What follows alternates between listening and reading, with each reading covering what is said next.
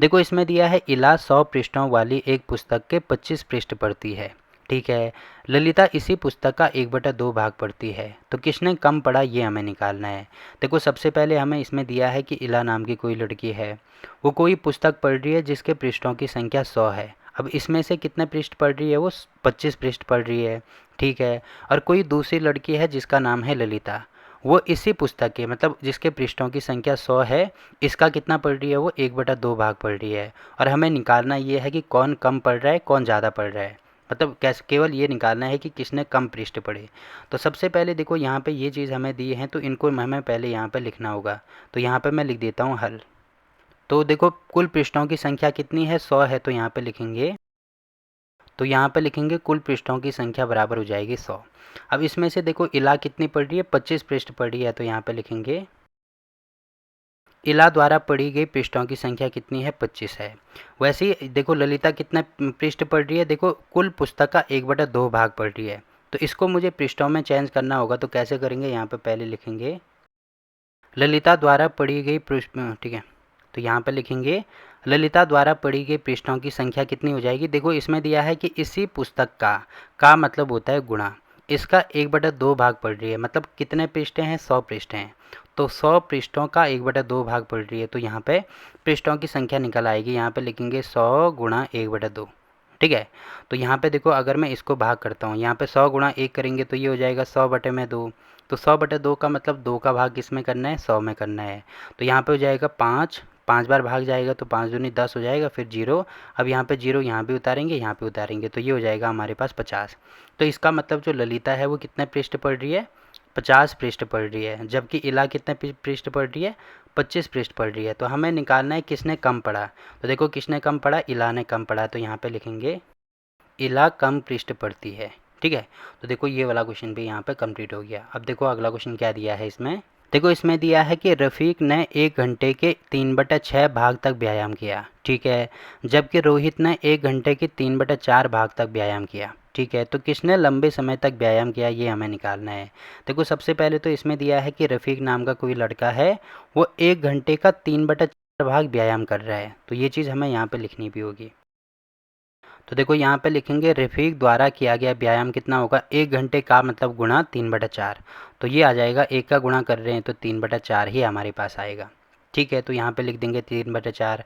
वैसे ही रोहित 1 घंटे का 3/4 नहीं है, सॉरी 3/6 है ये, तो यहाँ पे 3/6 हो जाएगा, ठीक है।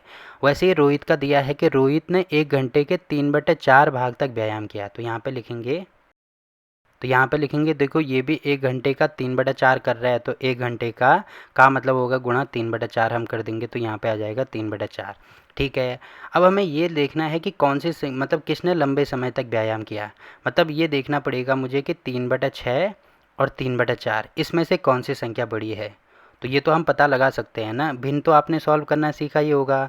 कैसे सॉल्व करते हैं, सबसे पहले देखो यहाँ पे हमें दिख रहा है 3/6 और यहाँ पे दिख रहा है 3/4। तो इनको देखो ये चेक करने के लिए कौन सी संख्या बड़ी है कौन सी संख्या छोटी है, उसके लिए मैंने आपको पहले ही बताया है कि इनका हर समान करते हैं।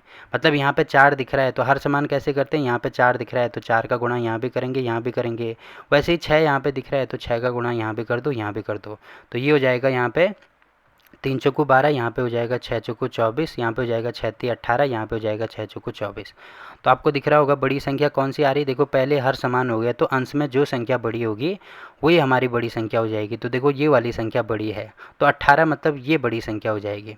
तो 18 का मतलब 3/4 बड़ा हो जाएगा। तो आपको दिख रहा होगा कि ये वाला बड़ा है, यहाँ पे ऐसे लिख देना कि ये वाला बड़ा है ये वाला छोटा है। तो ये बड़ा है मतलब इसने ज़्यादा घंटे तक या ज़्यादा टाइम तक व्यायाम किया होगा।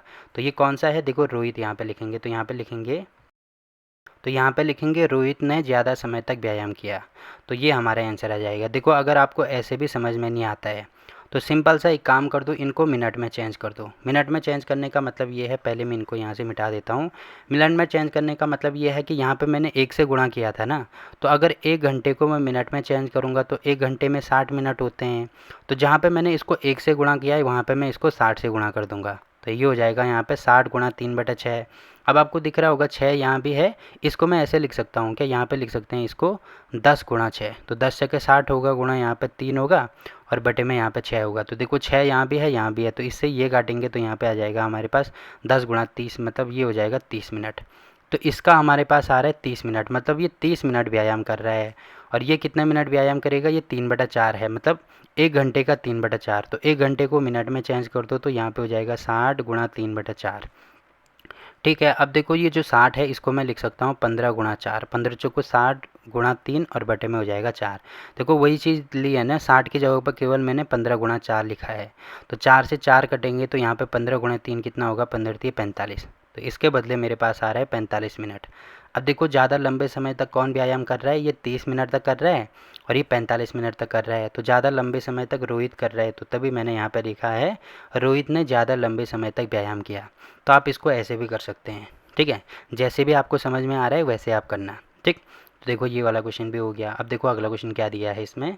देखो इसमें दिया है कि 25 विद्यार्थियों की एक कक्षा ए में 20 विद्यार्थी 60% या अधिक अंक लेकर पास हुए, ठीक है, और 30 विद्यार्थी की एक कक्षा बी में 24 विद्यार्थी 60% या अधिक अंक लेकर पास हुए, ठीक है। किस कक्षा में विद्यार्थियों का अधिक भाग 60% या अधिक अंक लेकर पास हुआ, ये हमें निकालना है।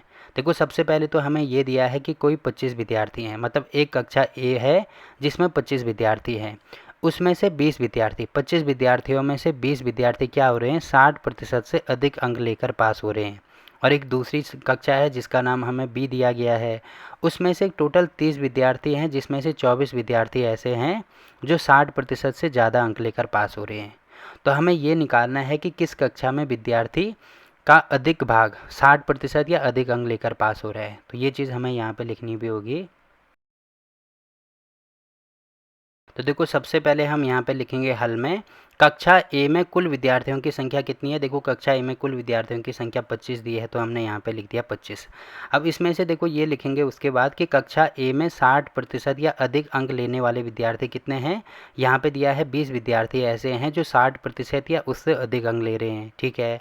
अगर मैं इनकी भिन्न निकालना चाहूँ तो भिन्न तो आप निकाल सकते हैं ना, मैंने क्या बोला था, भिन्न निकालने के लिए जो बड़ी संख्या होती है उसको हम हर में लिखते हैं और जो छोटी संख्या होती है उसको हम अंश में लिखते हैं। तो ये आ जाएगा 20/25।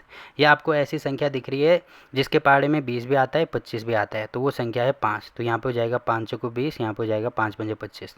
तो इतना हल करना तो आपको आता ही होगा। तो यहाँ पे इसकी भिन्न होगी 4/5, ठीक है। वैसे ही सेम टू सेम ये जो कक्षा बी है इसके लिए भी यहाँ पे लिखेंगे। तो देखो यहाँ पे भी सेम टू सेम वही चीज़ हमने लिखी है कि कक्षा बी में कुल विद्यार्थियों की संख्या कितनी है, ये दिया है हमें यहाँ पर 30। अब उसमें से कितने विद्यार्थी ऐसे हैं जिनके 60% से अधिक अंक आ रहे हैं, तो वो हैं 24। वही चीज़ हमने लिखी है कि कक्षा बी में 60% या अधिक अंक लाने वाले विद्यार्थी 24 हैं। अब इसकी भी क्या निकाल दो, भिन्न निकाल दो, ठीक है। तो यहाँ पे भिन्न निकालेंगे तो ये हो जाएगा हमारे पास, बड़ी संख्या 30 है, छोटी संख्या 24 है।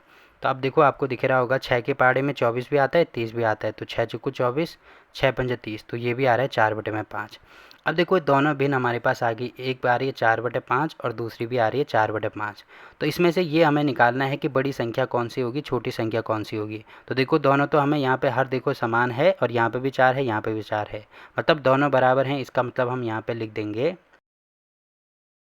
तो यहाँ पे लिखेंगे दोनों कक्षा में बराबर विद्यार्थियों के 60% या अधिक उससे अधिक अंक आ रहे हैं, क्योंकि यहाँ पे दोनों बराबर हैं ना, तो इसीलिए दोनों यहाँ पे क्या हो जाएंगे, इनकी संख्या बराबर हो जाएगी। अब देखो यहाँ पे यही चीज़ हमें लिखनी थी कि किस कक्षा में विद्यार्थियों का अधिक भाग या 60% अधिक अंक लेकर पास हुआ। तो किस कक्षा में हुआ, देखो किसी भी कक्षा में नहीं हुआ, दोनों कक्षाओं में समान प्रकार के विद्यार्थी पास हो रहे हैं। तो देखो ये वाला क्वेश्चन भी यहाँ पे कंप्लीट होता है, ठीक है। इसी के साथ ये जो प्रश्नावली 7.4 है ये भी यहाँ पे समाप्त होती है। अब देखो इस प्रश्नावली के किसी भी क्वेश्चन में आपको कोई दिक्कत आती है तो आप कमेंट करके पूछ सकते हैं, ठीक।